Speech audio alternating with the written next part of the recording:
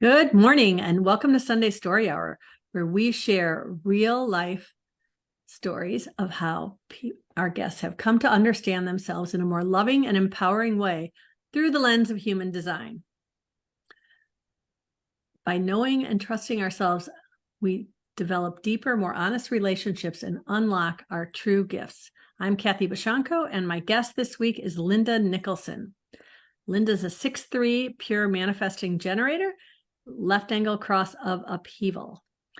And hi, Linda. I met Linda at the first conference I ever went to. And wow, what a breath of fresh air you were to me. I mean, not that anybody wasn't fresh. I just meant it was just I just really enjoyed all of our conversations and have ever since then. So welcome, Linda. Thank you, Kathy. And I enjoyed meeting you too.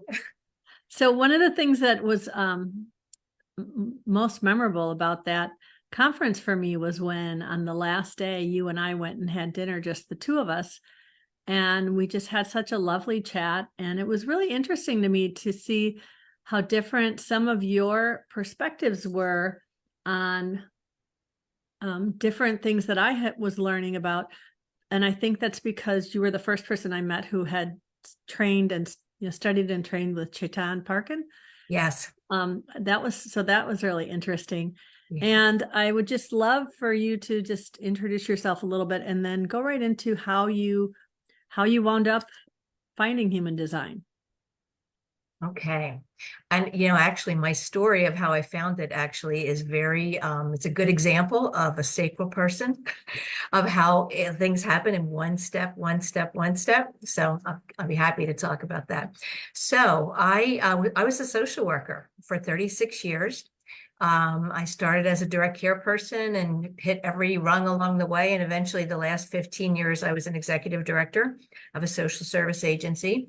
We worked with people with intellectual differences and mental health issues. And when I stopped doing that, I was really looking for my new purpose.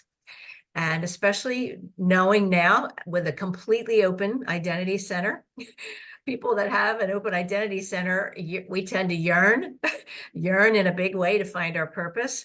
And so I was yearning to find my next thing. And I was really focused on it.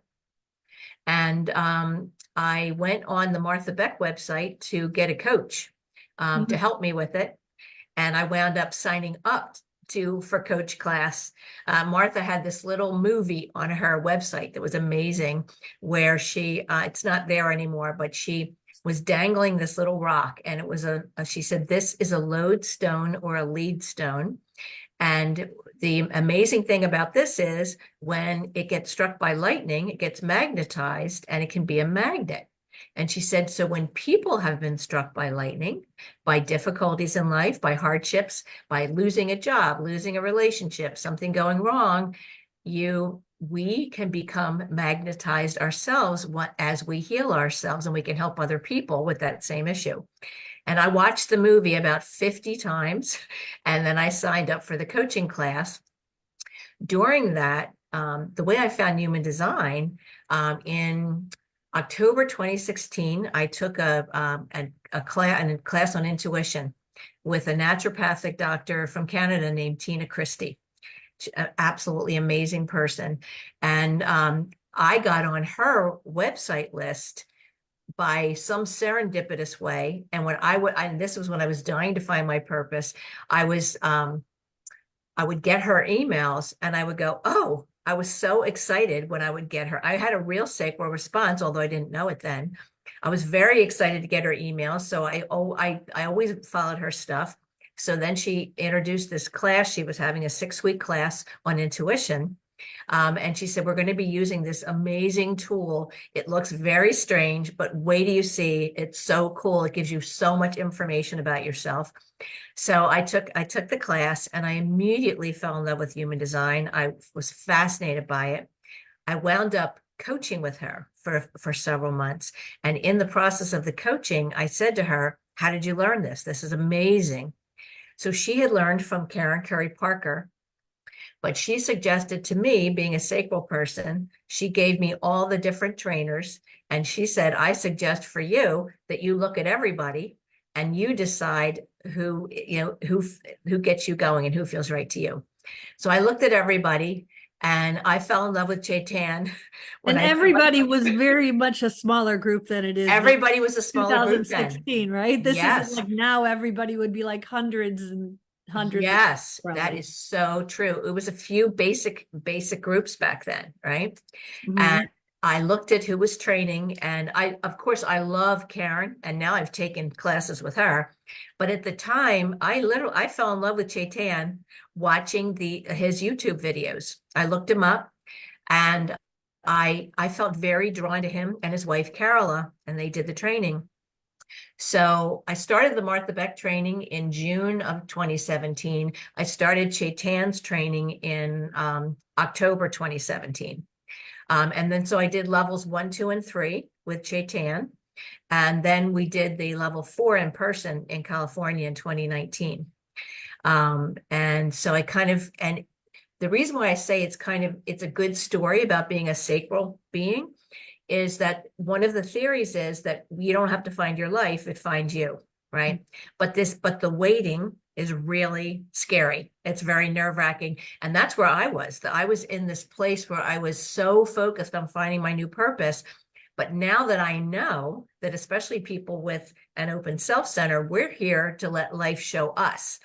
And especially being a sacral person, I realize now, like, one step, one step, one step. And it really does come when I'm ready and when other conditions are ready.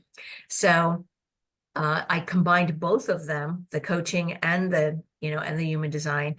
After that, after the level 4 training in California, Chetan and Carola also had a group. They call it evolutionary human design. Mhm. Karen calls it quantum human design. It's it's the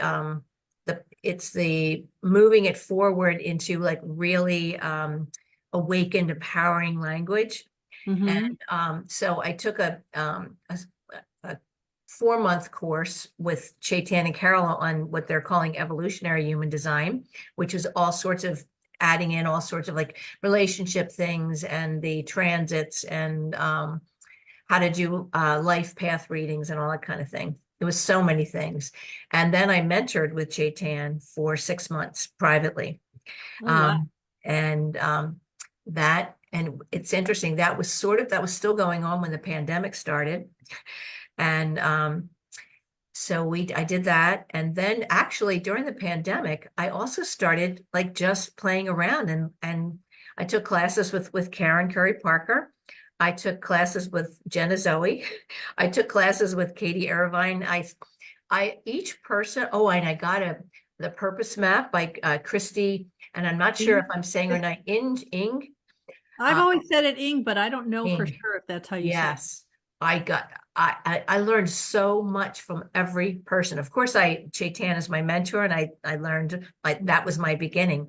But I have to say, I've also learned each person has their own different way of saying things, and I'm always looking for like the most positive, most uplifting, because I really do believe that we're here to be a catalyst for other people.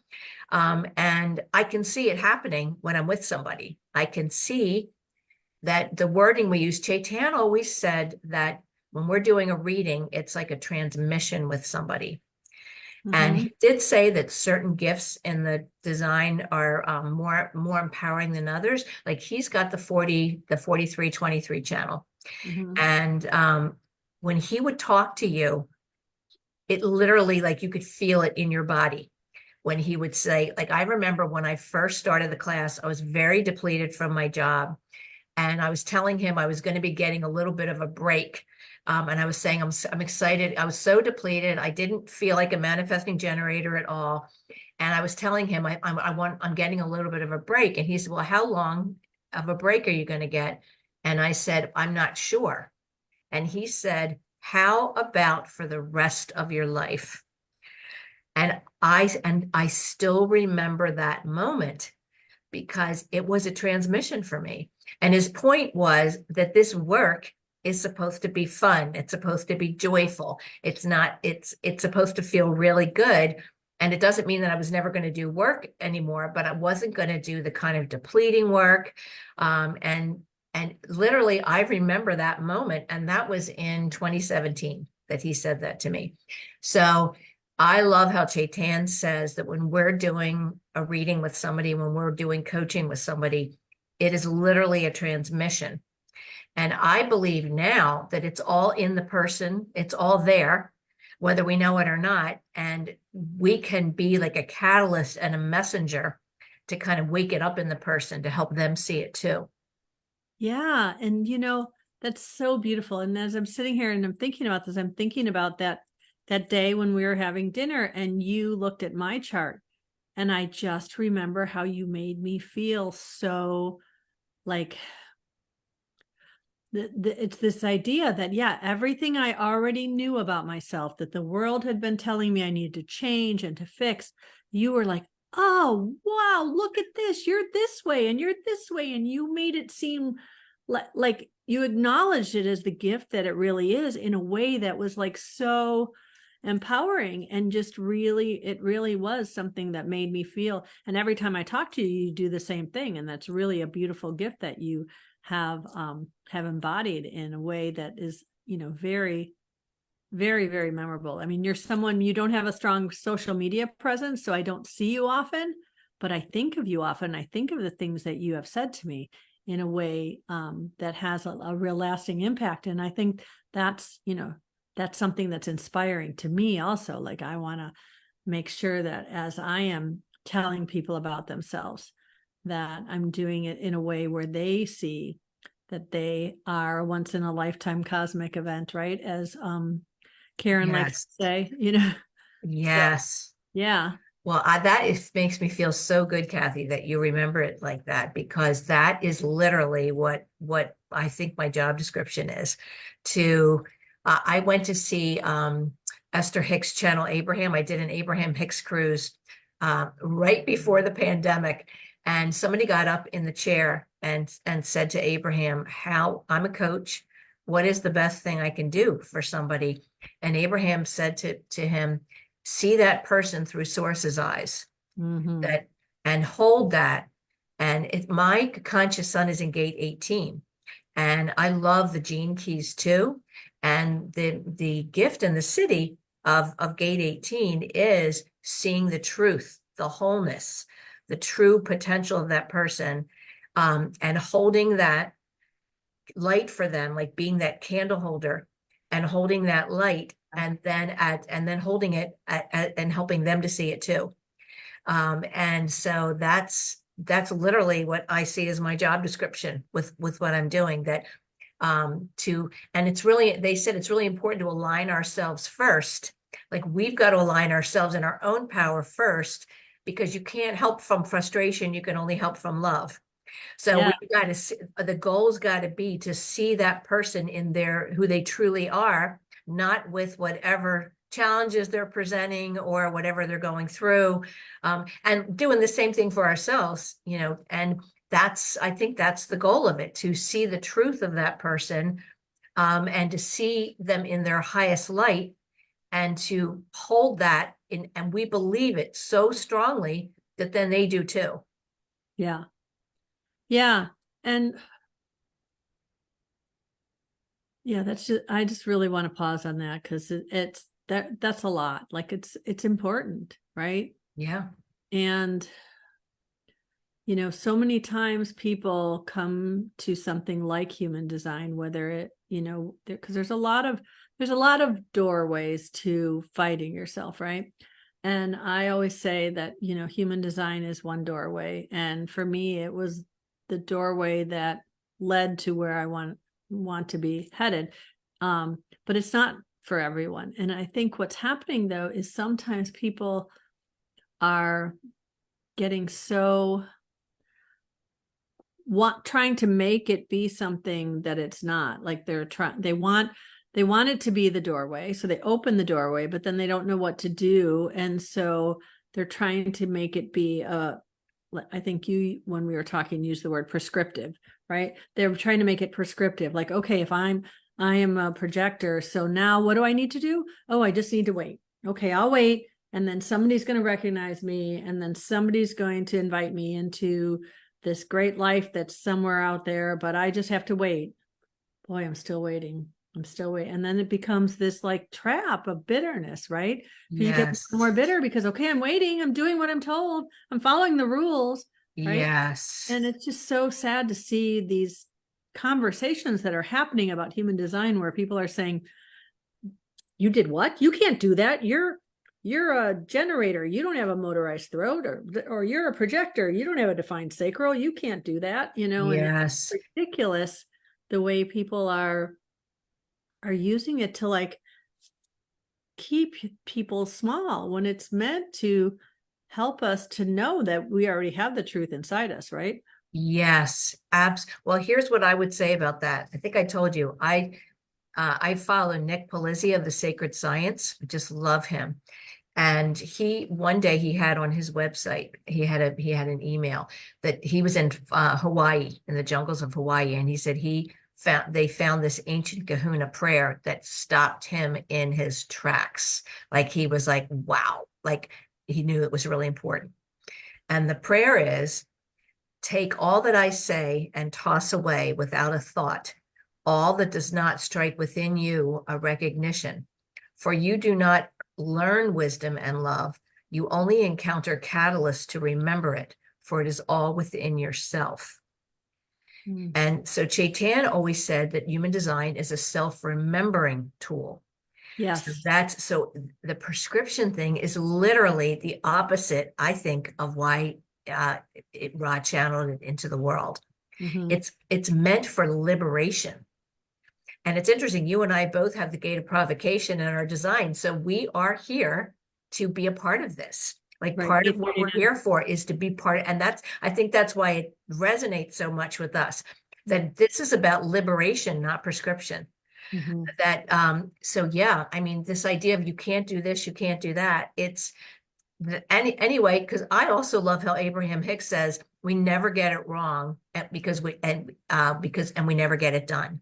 Because if we try something and it doesn't go well, then we've learned something, and we're never going to get it done because we're beloved eternal beings, and so it's worth a try.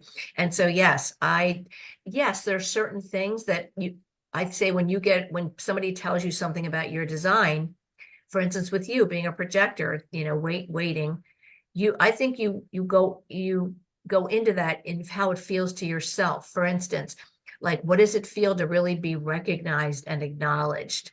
Like, who are the people that you really feel like see the things that come that are you think are important? Do the gifts come alive in you?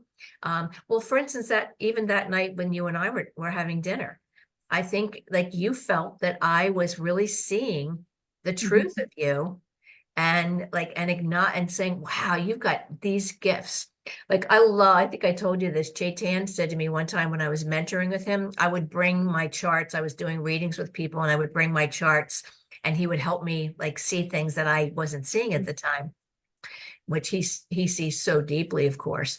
And it was a projector who had that. I know I've told you this, the 4426 channel. And he literally he said, a projector that has that channel can write their own ticket. And and I was like, oh, like I actually feel excited in my body when I hear stuff like that. And then I couldn't Right. wait to tell the other person, and I couldn't wait to tell you. Like, it is such a gift to be, you already are the seer and see people so deeply, and then you've got that, and so I get really excited about like people's gifts, and I get really excited about being able to tell them that.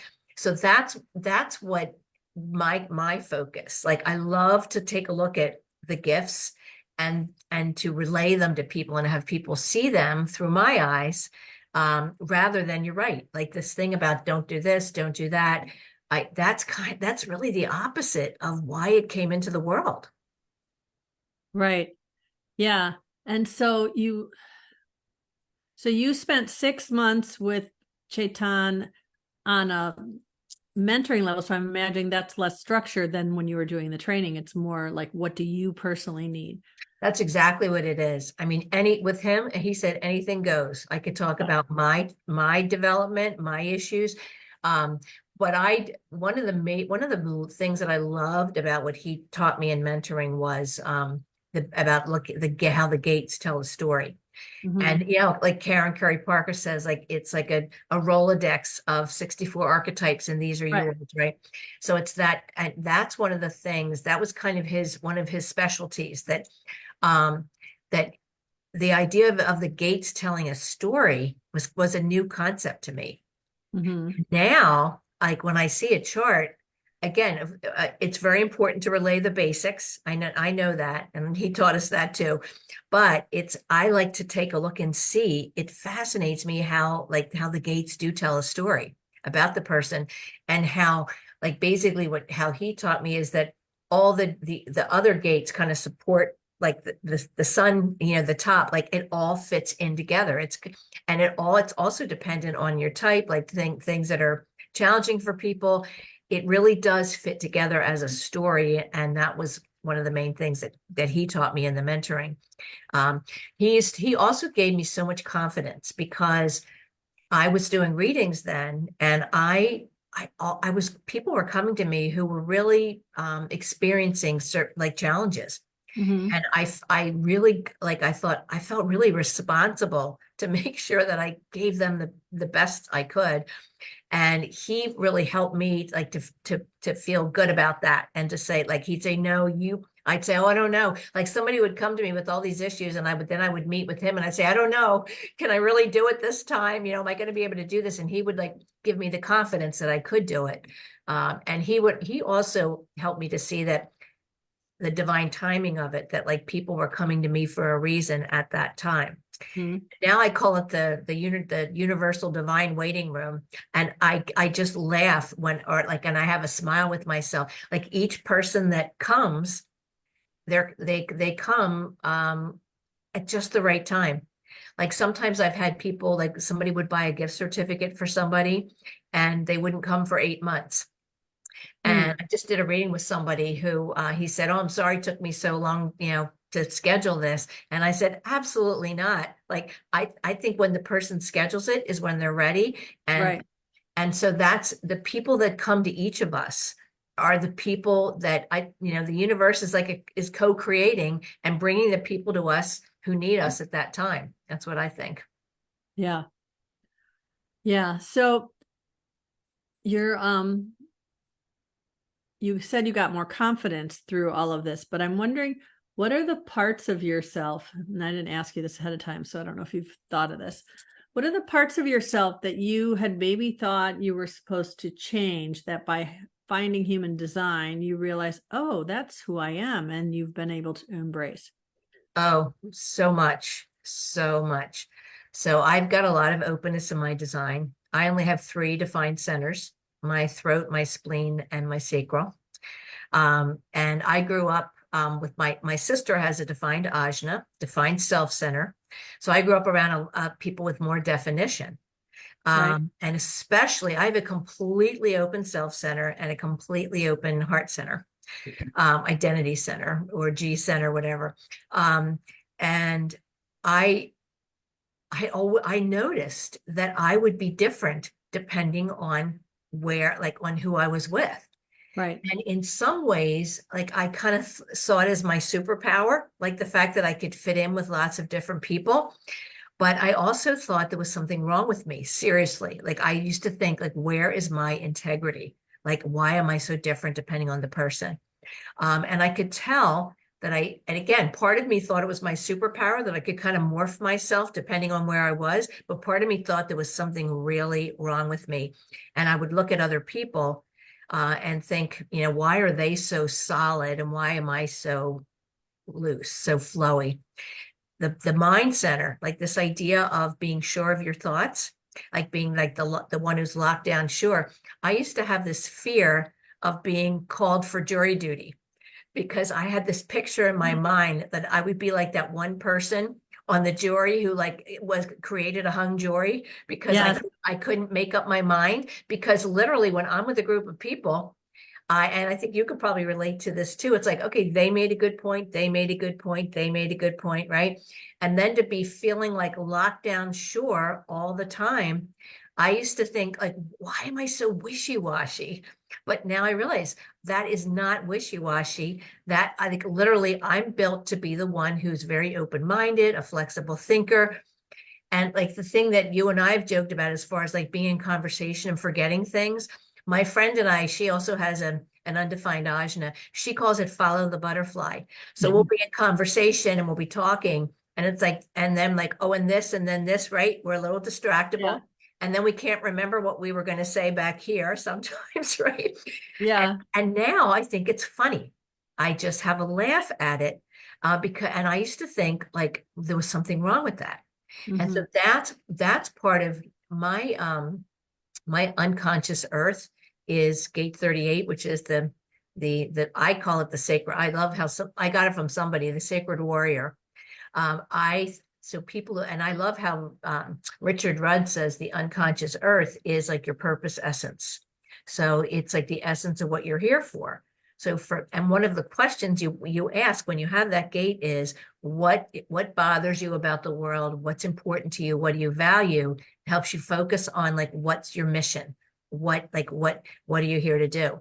And for me, homogenizing, like everybody has to be the same, because I always felt like there was something wrong with me because I always felt so different, and especially with the 6'3" profile, right? Like really felt different. And the other thing that really bothers me is pathologizing. Like when people like pathologize somebody and say there's something wrong with them for being how they are. And I think that's because I always felt there was something wrong with me. And when I did coaching to help me figure out like what I wanted to say on my website, one of my messages was, you don't need to be fixed. Your design is who you're born to be. And I think the reason why that is one of my points is because I always felt like I needed to be fixed. I felt very different. Um, I have an undefined solar plexus. I only have one gate. I have gate 6 in the solar plexus. And I think I told you this, and I don't know if Chetan would mind me saying this, but one time when we were talking about my design and other people, I was getting a lot of people that had an open identity center, open heart center, and open solar plexus, just like me. And Chetan said to me, truth be told, I call that the heartbreak hotel design because you have to be very careful about what relationships you get into, because we can have difficult relationships because we tend to be very adaptable. We tend to be people pleasers. We don't always know our worth, and so that combination. But he said, don't ever tell anybody when you're doing a reading, don't ever say that. But honestly, I told him, I said, that actually was so validating for me and it explains so much. Yeah. And I didn't feel badly at all about that. It really gave me a good heads up that it's not like my history of relationships. It doesn't mean there was anything wrong with me. It just meant Right. that this was my life journey to address these things. And so that I found that very helpful, actually. But you can see where, with the way people are, with the limitations they take from things, where some people, if they're in the wrong headspace, will take that and say, oh, I've got these 3 open centers, I'm screwed. Yes, I'm yes, doomed to always be brokenhearted. yes, And that's yes, that whole prescriptive idea that people see things as prescriptive in nature, instead of really you know like this idea of it being a way for you to contemplate your nature and find your own truth in a yes, way that's empowering. And that's not always easy for people to do. And I do worry, because when you when you were going back and you were talking about how this person said, here's the teachers you could train with back in 2016 or 17 or whatever that was, that was a handful of people. And now when people are looking at that, there's all these people out there who are teaching people the mechanics, and not even the mechanics, the labels of human design, that haven't even really embodied or it themselves, right? And they're so yeah, excited about this knowledge. And I can speak from experience. It's really easy to get caught up in the learning of human design, right? Yes. And Yes. now there's, so really knowing how people need to know that they've had that personal transformation themselves, and that whenever they're conveying anything, it's coming from that lens of how can I empower this person to have their own personal transformation, not how can I tell them, oh, you can't do that. Right. Yes, absolutely. And that is that experimentation, that Mm-hmm. practice is such a good point. And Yeah. that is hard. So one of the big things we talk about in human design is how it is very layered and complex. And Yeah. where do you start first? And if, I mean, Christy Ing says start with what resonates with you the most, Yeah. and then most people will say start with your type and authority. Like Right. that's the most important thing to practice. Um, and I do think that that is true. And I have to say, I think when I first started learning this, I loved it so much. I think I was learning it and not actually practicing it and embodying it too. And Mm-hmm. I think some of that is my open self center. I was so focused on wanting to find my purpose that I wanted to Yes. learn it as quickly as I could. And I don't think I realized that I was learning it more than I was actually embodying it myself. And that Yeah. took a while to really, and Chetan actually was in the mentoring. He would remind people to and one of the things he was saying, when you do a reading, always constantly come back to type and authority, like use it in every single thing you describe, like to keep weaving it in. Because yeah, so that's really important. And you're right. And actually, I had to really start taking a look at, because see, again, the making decisions with our mind, right? Mm-hmm. That's to even noticing when we're in our minds. And in my Martha Beck coaching class, Martha really focuses a lot too on the body wisdom, like making decisions with your body. Uh, um, we hear it over and over and over again, but I'm one of those people, I have to hear things a lot. Like I listen to podcasts every morning when I'm getting ready, like whatever, a human design one. I listen to Abraham Hicks a lot. I need a lot of repetition to be able to do something. And so I practice it. But again, for me, again, being a big people pleaser and somebody who's in my head, getting down into that gut, sometimes I really have to focus on it. And it's been quite a journey for me. When I first heard that I was a manifesting generator with sacral authority and it was explained to me, I thought, okay, I'm completely screwed here because I didn't feel almost anything in my body. I was such a people pleaser and such an other focused person that Mm-hmm. I literally, it wasn't meaningful to me. I didn't get it. Or I thought I was sort of like missed the boat and I didn't know if I'd be able to ever do that. And it's been years of practice for me. So what would you say to someone who's in that same situation? Because I know a lot of people who um, first find out about their sacral response and they're like, I don't know what you're talking about, right? Or they're like, maybe, and they still don't know how to tap into it. How did you tap into yours? What do you remember the steps you took? well, really, when I first learned about sacral sessions, so you sit with somebody you trust and have them ask you yes or no questions. I have to be honest with you, that actually didn't do it for me. Right. So for me, I had to start with learning about why we don't make decisions with the mind. And that maybe because I have a lot of logic in my chart too, or this is the way my mind works. I finally got it when I learned that the reason why we can't make decisions with our mind is because it's based on duality. It could be this or it could be that. So our minds are our brilliant tool that is kind of like our own personal Google, basically, that comes up with all the possible options.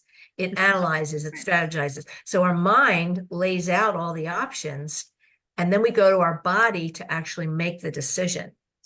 And so I know now when I'm trying, because I always learned to make decisions by weighing the pros and cons. Yep. I make a list of all the options and you go with what is the most logical. ask other people for their opinion. So when we're doing all of those things, we're in our minds. But that's how I learned to make decisions. So the first step for me had to be to really get why we don't make decisions with our mind, that it's a binary, it's like binary computer, and it could be this or it could be that. One of the things that Martha Beck taught me was Martha Beck loves, God, I can't think of her name. She is a Harvard scientist who had a stroke, and she Jill, damaged part of her brain. Jill Bolt, Jill Bowlby Taylor. Jill Bolt Taylor, I think is her. Yes. Martha had us watch her YouTube, and she talked about how when she had her stroke, and of course, she was this very logical, very science-based Harvard scientist, and she damaged the logic parts of her brain. And she talked about how decisions were so much easier for her. And Martha, like in her book, The Way of Integrity, her newest book, talks about that there are studies that show when people damage the logic part of their brain, they can actually tap into their body wisdom easier and could make and find decision making easier. When people damage the feeling part of their brain, they dither back and forth, back and forth, back and forth, because now we're stuck in that binary computer, basically. So for me, that learning that when I'm in when I can feel it now, when I'm in the, should I do this? Should I do that? And it's like a stuck feeling. So I'm weighing back and forth, or I'm shooting myself, or I'm future tripping. That's another big one that I do. I'll say, if I do this, then this might happen, then I'll, meet this person or this, and then I know, oh, wait a minute. Like, so future tripping, we're in our minds, shooting, we're in our minds. Or one thing I learned from Jen and Zoe, ask yourself why you want to do something. So why is that a good idea? Why do I want to do it? And if I can lay out all the logical reasons why, then there's a good chance I've been in my head, not in my sacral. So that was the first step for me, to learn all those ways that I'm stuck in my head so that I can notice that more. And then to literally, the next thing that worked for me was to do the sway test, because I would do the thing where I would stand up and I would focus on my gut, and I would see what I felt, and I would see if I went forward or backward. That sway test got me connected with my gut. And what I found, that being a people pleaser person, like when I would do the sacral sessions with somebody else, unbeknownst to me, kind of unconsciously, I would be thinking, like, again, open self, open up, I guess I was trying to think, like, what's the right answer? How can I please them? Yeah. So I find that getting out of other people's auras, sometimes it's easier for me to feel myself, since I'm so open. So that I have to be by myself sometimes to actually really feel it.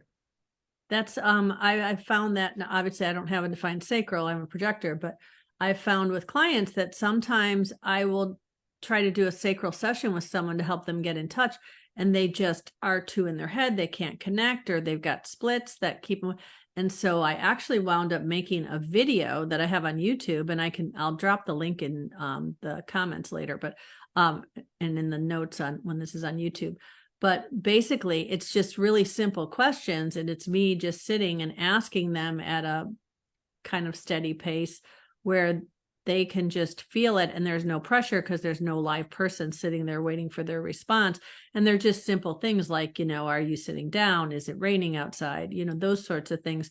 So they can just kind of feel into their body a little bit, because so many times people get in this, like, am I doing it right? I can't do it. See, now they're going to think I'm a failure. And, or they want me to say yes. They want me to say, oh, no, I said yes, but clearly the answer is no. And now they're judged. There's all this mind stuff that goes on when you're with another person trying to do a new thing. So. Exactly, yeah. Kathy, that's brilliant. Yes, that's exactly it. That's what happened to me. Yeah. The other thing that helped me too was to tune into when I'm actually excited, because when I start with the more mundane issues, like that would be the more safe issues, I don't always feel that much. So I have to, like, I started noticing it when I would actually feel that, like, ooh, like I would start to notice like when I would like feel like interested. I think everybody's sacral response, or it could vary. It could be a little bit different. And Mhm. so what that is for each person, like when I first learned about it, I actually didn't connect with it that much. I didn't get like the turn on. It took me a long time to practice it and like to hear different ways of saying it, like in the 60s and the 70s, like oh, that turns me on, right? That, right? Like so that I think that turns me on, like that's like the sacral motor, and so to like for me, I started noticing like what makes me sit up straighter, and when I would feel excited, and then I would tune into my gut and I could actually feel that. And so it took a lot of practice. And like the questions for me of, do you like coffee? Those actually didn't do it for me. For me, I think since mine was so tamped down, it had to be something that I actually felt excited about, that I could really feel it. And then Mhm. the more I tuned into it, the more I then could connect on the more mundane things too. Does that make Yeah. sense? Yeah, that does make sense. It's interesting because, you were talking about the swaying, right? And my sister Barbara, when I had her on, she was my very first Sunday Story Hour guest. We were talking about muscle testing and how a precursor to learning some of the other ways of muscle testing is the swaying. And as a non-sacral emotional authority, sometimes my swaying, I wind up just doing this for a while. It was hard for, like, it didn't have the same response. But her, as a pure manifesting generator, and her 20 3420 channel is, in the design. So it's in her body for sure, right? And so there will be times where we're just talking, and she'll like, I remember a couple of times where she was walking and I asked her a question and the answer was such a strong yes that she almost fell forward. Wow. Body just so strongly, Wow. right? And, Yeah. and then it was interesting because recently I heard Karen say that that's that the 3420 manifesting generator will have such a quick and strong sacral response that it will pull their whole body forward more so than even a sound sometimes. Yes. Yeah. You know what I also noticed about that? Like when I'm hearing, like listening to a lecture, or hearing somebody talk, I find myself going, yeah, yes, oh yeah. Like, and I finally just connected that. Um, I think it's that 3420 that I'm going, yes, yes. Like what you're saying is exciting for me. And it's kind of like coming out, it's coming as a movement and an utterance. And I never knew why I did that. And now I know that's what it is. It's Right. interesting you're saying that about you and your sister, because in the coaching class, Martha was very big on gut, on following your gut. And I don't know her birth time, but I've done Martha's chart, and she does appear to be, I think it's a manifesting generator, if that's true or not. But anyway, then I would do readings with people who are in my coaching class, and people who are projectors would say, I'm just not feeling that gut thing that we learned in our coaching class. And I would say that's because 30% of the world doesn't have that response. Right. And that's one of the things I love about human design so much, that it really does, it helps us see that we're all so different. Mm-hmm. And it helps see like the nuances of that. Well, it's like, well, why am I not having that? Look at my sister's having this big response. Why not me? And that's why I love it, because it shows like this is why, and you're different, and this is what you have as your gifts. And I like the thought of that this is what we picked, right? That this is the vehicle that we all designed, that we wanted to experience this lifetime in. And so like this is what we picked. Now it's interesting. My husband, that's a little too much for him. Like he'll say, I think that's where he'll say, I think that's going a little too far to think we picked it, but I absolutely think we did. I do Yeah. think that it's not like we certainly have free will, and our life is open, but I do think there is a rough blueprint of the things our soul wanted to experience in this incarnation. And I think this is the vehicle we picked. That's another thing that really helped me too, because again, I always felt like an odd duck. I always felt like I was really different. And knowing that this is what I picked, and really focusing on the gifts of it, And that's what I like to do with people. Like, for instance, like the completely open self center. And Robin Wynn really helped me with this too. Robin Wynn's book on the centers. Robin has an open self center or an undefined self center.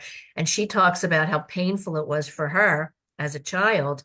And when I read what she said in her book, I was like, oh my gosh, yes. And so that was really meaningful to me. And so it's this feeling like you watch other people and you think there's something wrong with you.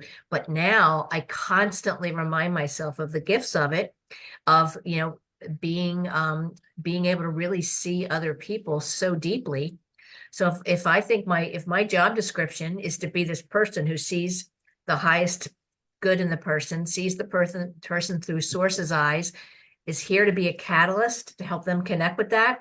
Isn't it great to be this person who can see other people really, really deeply and step into their shoes and see, so I constantly remind myself that these things that I always thought were a problem about myself are gifts that I put together to actually do the work I did before and this work.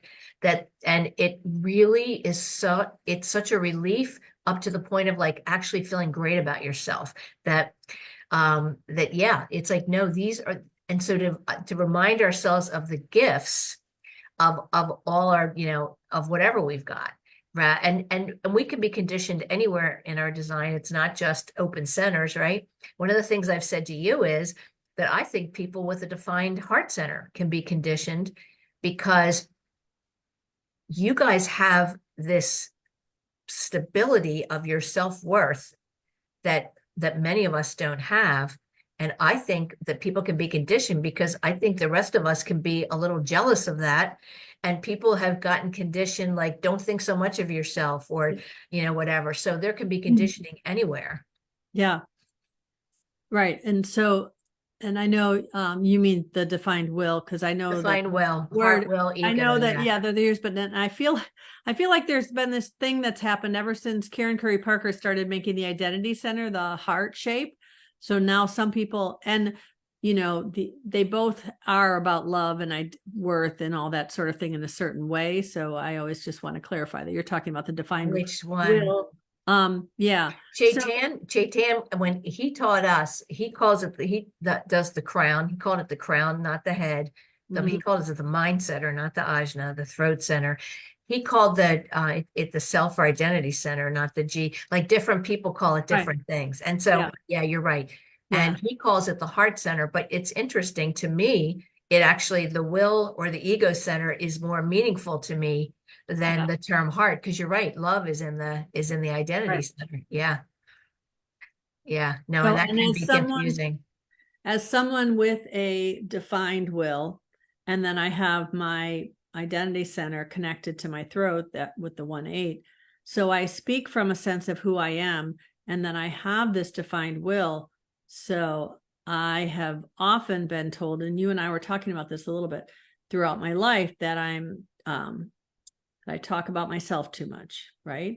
And then for me to see in my chart that that's how I am meant to empower other people through my stories of myself and my experiences and the way I talk about myself, and and use that in a way that empowers others.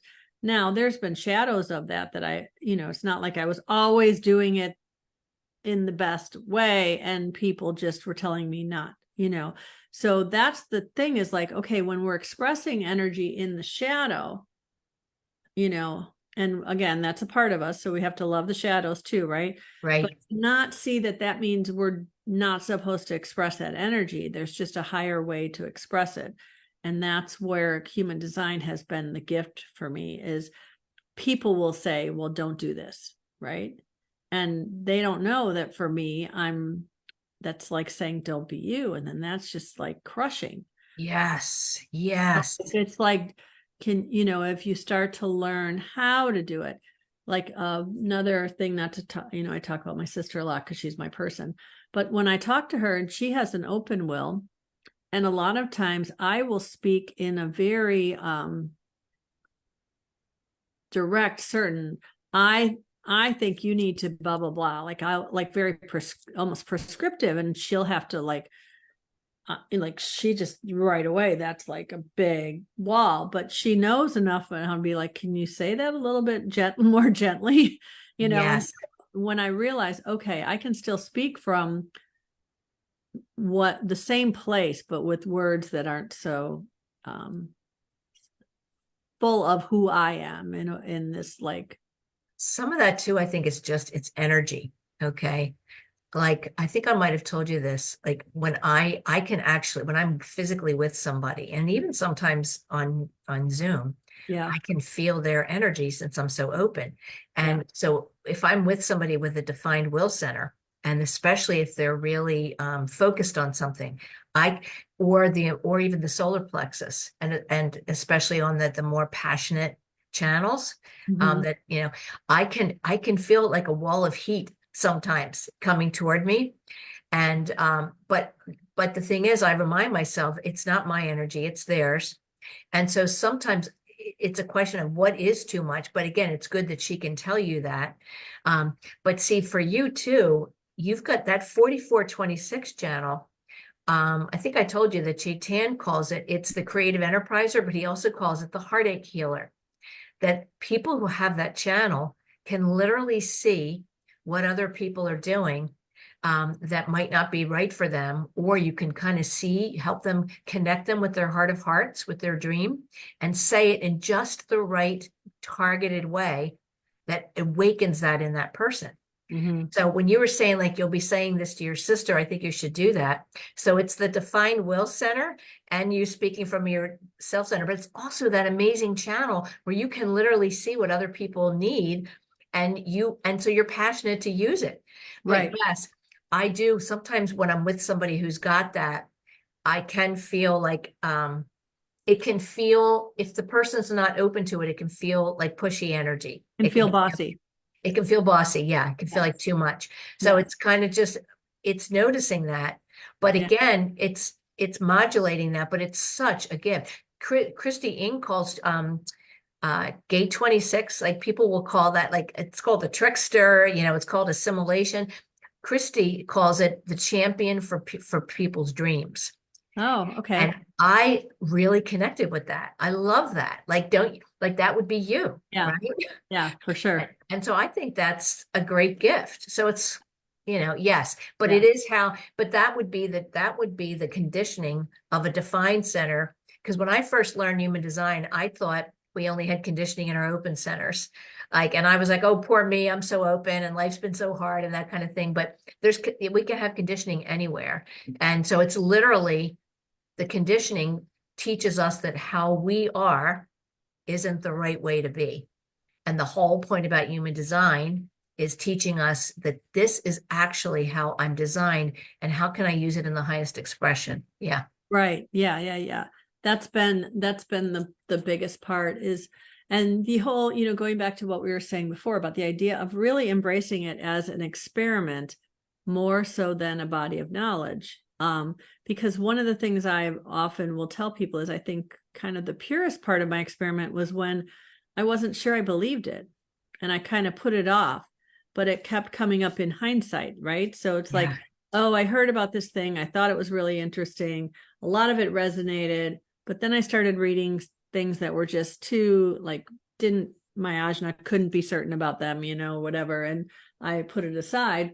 And so then I kept going back after something would blow up in my face and I would be like, well, yeah, because you made that decision like that and you're supposed to wait till you have clarity. You were super mad when you decided to do that, or you were super happy and excited and you didn't think about, whatever. And so there would be all these things, or like you initiated that, you didn't wait for somebody to invite you into that.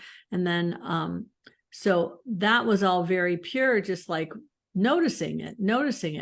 And then when I started to really decide to get into it, then I started um, thinking too much about it, like trying to manage my life through it in a way that um, became difficult. It came like using my mind to try to do it, especially because I don't have that sacral in the moment response, right? Yes. And so I think a lot of projectors especially can get really stuck in their head trying to figure out what it means to be a projector instead of just feeling it.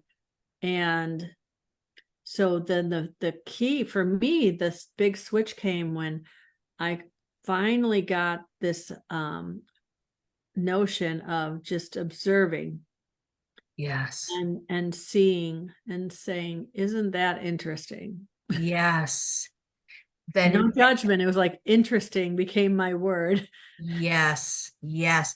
Well, I mean, one of the things we learn is that being the compassionate witness, people call it the Mhm. sacred observer, where we just kind of look at ourselves. There was a neurologist called Oliver Sacks. He's not alive anymore. He called it being like an looking at ourselves like from the angle of an anthropologist on Mars, like to say, oh, isn't that interesting what that human is doing?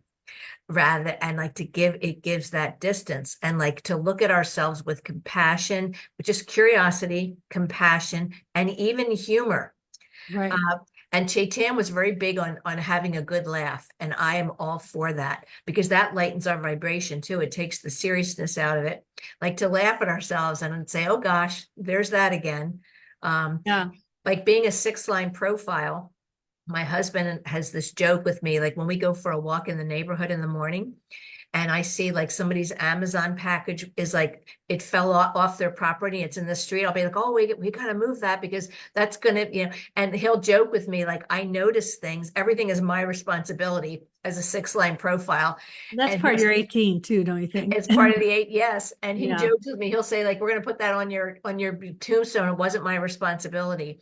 But we laugh about it, and it lightens it up. Right. Like to note, you're right, to notice those things, and then to say, what did I learn from it? As we'll see too with me, with having a 3 in my profile, like I definitely had a huge trial and error experience my first 30 years.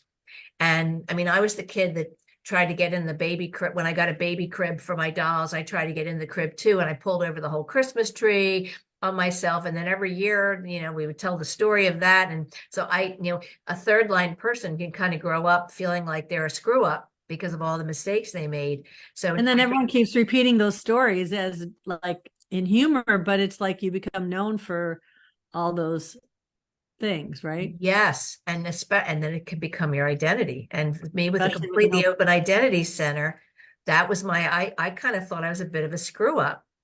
And Yeah. Jenna Zoe says that around your Saturn return, so around the age of 28 to 30, a 3rd-line person starts to realize, or a 6th-line person that had their first 30 years, like a 3rd-line, starts to say, I think you actually start to see I am wise. And that actually did happen to me. Like, so I thought I was such a screw up. I did all sorts of things. But then I started realizing, once I had the Saturn return, I actually started seeing that I did have wisdom. And then it's a building process. Yeah. Well, we are officially at the top of the hour. And so I have not seen any questions come up in the comments, but I could talk to you for about 6 more hours.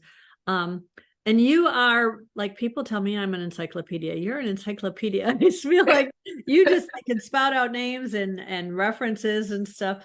And I'm, maybe that's a 6-line thing too, because we always think of that being a 1st-line person. But I really want to thank you for this time and sharing your wisdom with everyone. And if people want to connect with you, what's the best way for them to do so? I have a website. My practice is Design Your Life Coaching, like combining the human design and coaching. And that's my website is designyourlifecoaching.net. Okay. And And so, people can set up I actually, believe it or not, I'm still really old fashioned. I set up my own appointments. I know I need to get into the acuity scheduling thing, but I haven't done it yet. So you can contact me through that website. okay. Okay. So yeah, that's and I know you're not really on social media much, but um we'll put that website in the comments, and then if people want to reach out to you, the contact information is on the website, right? Yes, yes, yes, it is. Okay. So I want to thank you again. And thanks to everybody who joined us live or on the replays or on YouTube. And every week we share stories of how my guests have come to understand themselves in a more loving and empowering way through the lens of human design. How you think and speak about yourself matters. Human design can show you the reframe of not only your own story, but the story you tell yourself about your relationships. If you're ready to start living a better story, I'd love to help guide you through the process of embodying who you came here to be. And to work with me, you can set up a free discovery call at my website, which is kathybashanko.com. So thanks again and peace out, everyone. Have a great